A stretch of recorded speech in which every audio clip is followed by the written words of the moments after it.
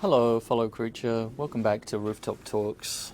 If you're new here, this video could get pretty deep. Prepare yourself. It might even change your outlook on life. Who knows? It depends how familiar you are with the concepts I'm about to speak on. Let's talk about your development as a child, shall we? Your journey into becoming a fully formed adult. Is it reasonable to believe that you were raised completely neutral, without some kind of cultural defaults which were not chosen by you, but you were kind of influenced into adopting before the age where you could really make an informed decision about whether or not to adopt those cultural norms? See, this is what I will call cultural indoctrination.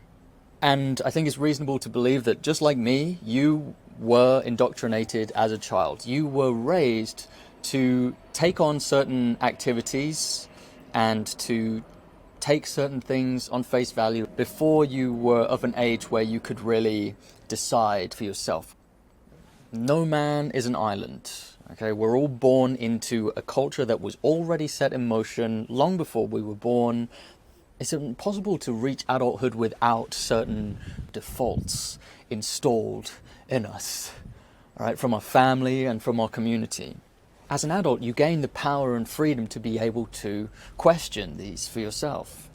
And there is even the opportunity for you to become self-aware, where you can look at yourself from outside of your point of view, and you can critically evaluate who you are and whether you could be better or whether things could be different. But you can start comparing and contrasting you to someone who lives in a different country, or to someone who's of a different class background, or someone who's a different gender. I think that's one thing that movies are really good at, is like, for a movie you get like 90 minutes or so as an average, 90 minutes to experience life from the point of view of someone else. And of course, when you grow up and you become an adult, you watch more movies, so you get exposed to a lot more different points of view. You get to experience them for a brief moment of time. But what's really good, a really good exercise to accelerate this along, is to go back, to think of the chronology of your life, to go back, examine the origins of your beliefs. So it's like, okay, I believe this thing, why do I believe it? What led to me believing that? And sometimes you'll find that you still agree, but you gain this extra perspective on it. It's like you're questioning the things that you never thought to question in the first place. And you can ask, why do I believe that? Is that unreasonable for me to still believe? Did I skip any kind of thought process on my way to believing that thing to where this belief is actually ungrounded? The idea is not to purge your beliefs or your culture, but maybe to examine them and to assess whether or not they're still helpful, or whether they might be causing damage to someone. We see this quite often with relationships. People who might have relationship issues, people who are very needy and clingy, they might have some abandonment issues, some fears of abandonment that come from their family, from their mothers a lot of the time. Maybe something was a bit dysfunctional between them and their mother, right? And it can help for someone to critically evaluate the way that they treat women, in this case, by going back in their past and figuring out, what is it? Like, why is that? And then things start to make sense. And this is very useful, because once you're aware of it, it starts becoming a choice whether or not you continue behaving according to that thing that you were indoctrinated into. You can start questioning whether or not you should be controlling the women in your life in such a way. You know, for example, are these things actually causing a great deal of harm in the world? Or are they good? Are they good and important and necessary? For me, for example, I was raised, when I was at the dinner table as a child, I was raised to believe that it was rude and disrespectful to turn down any food that was on my plate, okay? If I went to a guest's house, I would be expected to eat everything on that plate. And if I didn't, I would get a telling off. I would be told off for that, okay? Also, the topic of how did those products arrive on the plate, that topic of discussion never came up. And it was never questioned in the house. It was simply that we're grateful to have the food that we have, and it didn't go any further beyond that. It was also considered very important for me to not waste food. A starving family in Africa could eat that, and so you be grateful and you eat everything that's on your plate, okay? Eat it all without question. Don't question where it came from. Don't ever turn down a meal. Show your gratitude. Thank the person who cooked it. Always. Now, revisiting that, I can see that the animals that were procured for my meals, they were exploited without consent, they were confined, they were enslaved, they were force-fed a lot of the time, and they were killed in large numbers against their wishes by ruthless farming companies. And that was going on, and that was a categorical injustice that I wouldn't have supported if I was there. And that was wrong. And I didn't need to do it. I didn't need to eat that food. And I could have stood up for those animals. The animals whose bodies were arriving on my dinner plate. By complying with this, I was actually perpetuating this cycle of abuse towards innocent animals that had never done anything wrong to anyone. And all of those ingredients could have been replaced by cheap, easy, tasty, vegan food. Plants. Plant-based food. That's just as a quick example, me going back into my childhood, understanding that it was never questioned. I was conditioned into accepting whatever was on my plate without question. That was accepted as normal and natural and necessary and nice.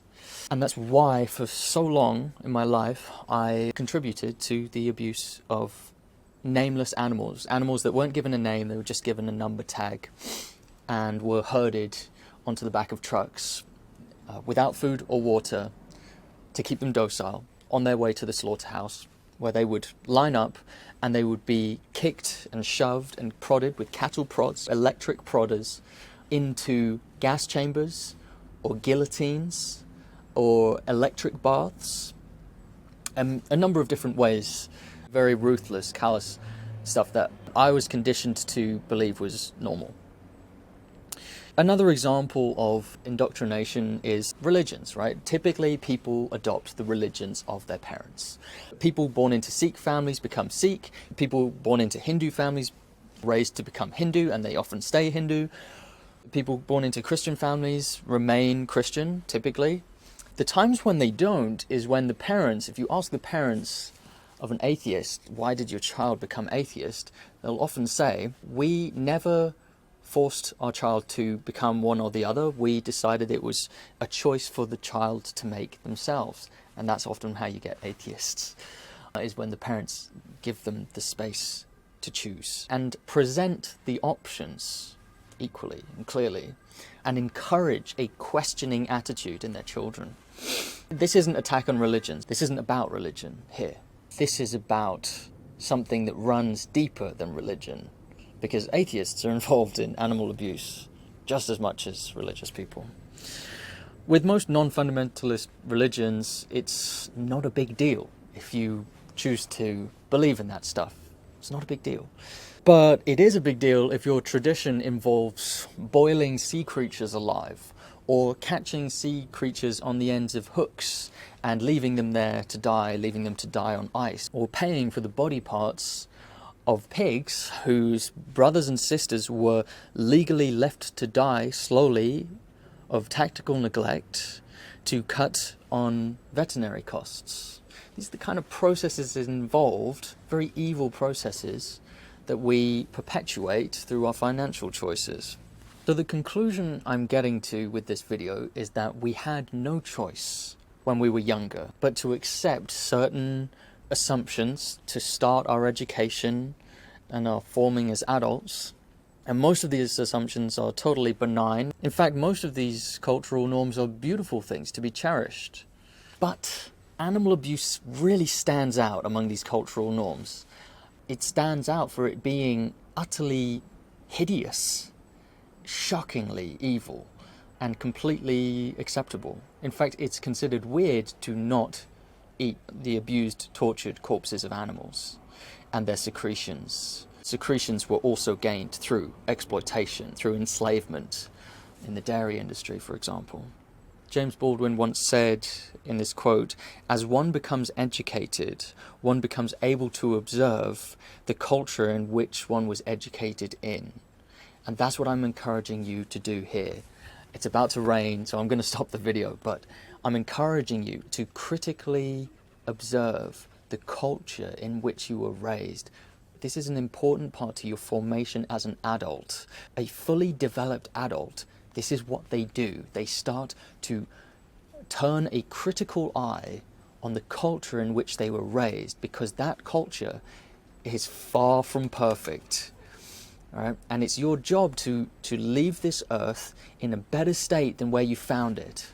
If you were to do nothing else with your time here on earth, try to leave things in a better way than where you found them. I hope I've given you food for thought today, vegan food for thought. I'll see you in the next video. Goodbye. What the hell? Whoa, hey, you're huge. Now on to you. I offer you a conversation as well. Okay. Give me one reason why I shouldn't use you as I please. Because I don't want to die, and I don't want to be used. Interesting. You want freedom. Yes. Do animals not desire the same? Yeah, of course, other animals desire the same, I agree. I'm just like them. Yet humans exploit animals. How do you treat other living beings? Well, I'm a vegan, so I don't exploit animals. Oh, really? Yeah. Are you consistent in every aspect of your life? What do you mean? Do you avoid products tested on animals or items made from animal materials? Yes, of course. Impressive. But do you actively advocate for animal rights beyond your personal choices? I actually do advocate for animal rights because veganism is a non-action, so I'm speaking for them too. I'm looking up because she's so big. Oh, she went away. Commendable. Oh, I will let you return to Earth.